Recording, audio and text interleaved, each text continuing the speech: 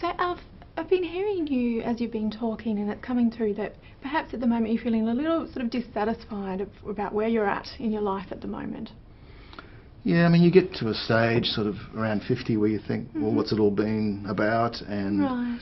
you know, just feeling a bit stale and a bit like so much more behind me than ahead of me, that sort of stuff. I don't know if you can relate to that really. I mean, given where you are in your life, I'm not sure if that is something you can even understand. Okay, so you've reached a point. So what I'm hearing you is that you've reached a point and you're feeling, gee, am I getting a bit stale here? I feel like I've lived all of this life and that's behind me now. Yeah. And what's ahead of me and where am I going? And perhaps a little concern about whether or not I can relate. Well, no offence, but I mean, you remind me of my daughter. I mean, sort of at the same sort of age, and so it's a bit hard for me to think, well, how would you even understand what I'm going through, sort of. Okay. Yeah.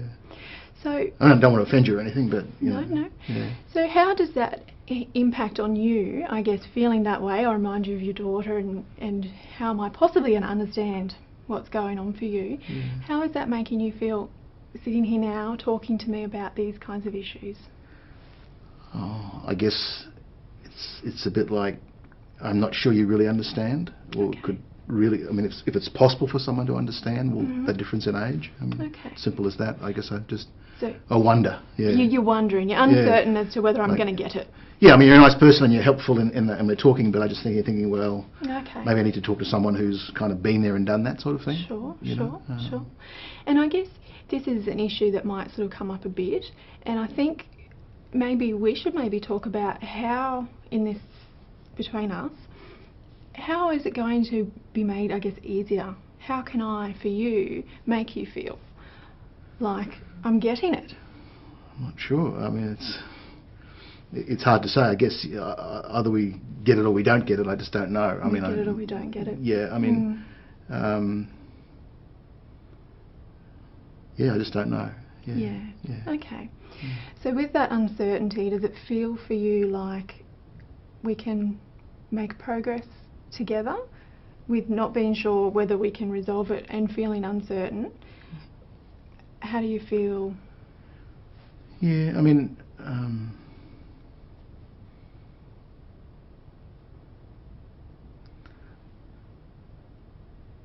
I guess there's some things you can understand thinking them through. I just think there are some feelings that maybe that you won't know about, or some what it's really like to have been there and been a parent and that sort of stuff. So it's just, you know, levels of connection, I guess. Yeah.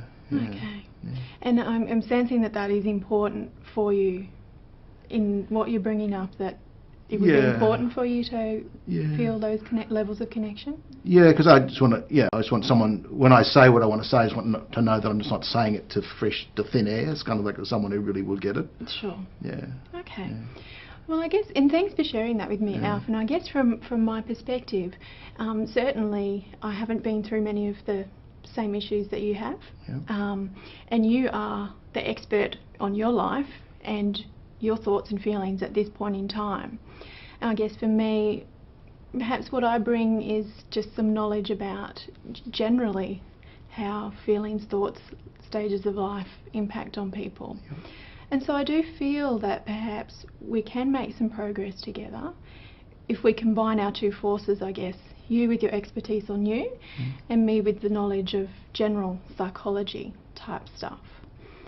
And so what I'm hearing is from you that you don't want it to be like you're speaking in thin air.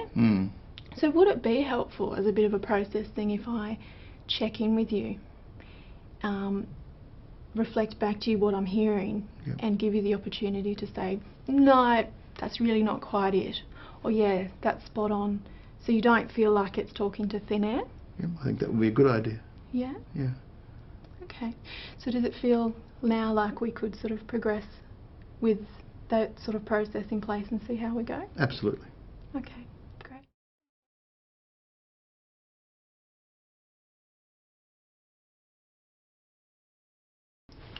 I've just been counselled by Danielle, and I've been asked to debrief this from the point of view of the client. For me as a client, the issue was very much intergenerational. How can a young person help an older person? It seems to me to be a kind of reversal of the order of the world, where aren't older people supposed to help younger people rather than the other way around? And so I was having discomfort with that. It was almost like the child was being the parent and the parent was being the child, and I found that uncomfortable. I also found it a little bit shameful that I had to tell a younger person what I was feeling. I much preferred an older person. So for me there was some reversal of the generations and some shame, which I'd rather have shared with an older person.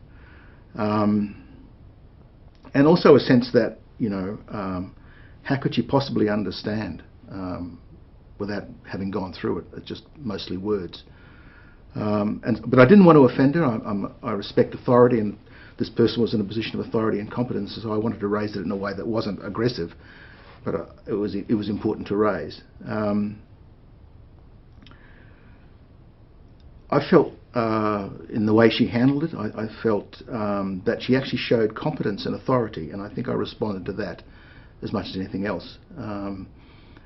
The suggestion that I was the expert on me and that she was the expert on the process and that would be a partnership, I think could get us some of the way, and I think that's true. At the end of the day, I suspect that would be less desirable to me than if I had a therapist who was also an expert on process but also had some felt experience of what I was going through. I think I would still feel happier about that. But I thought that Danielle showed sufficient authority and awareness of this issue, and she was able to manage it in the moment for me to feel, well, maybe that was worth another go.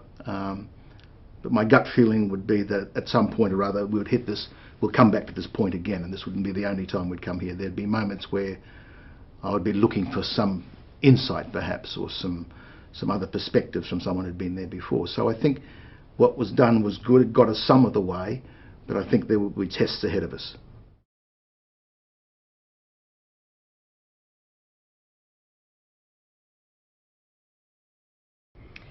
Okay, so I've just finished being a therapist for Alf, who presented as a man with midlife crisis type issues and was concerned that as a young therapist I wouldn't be able to understand his experiences because I haven't myself been through them. And I guess this is something, as a young therapist and starting out, was always a big anxiety for me, and I guess something that has had to be overcome.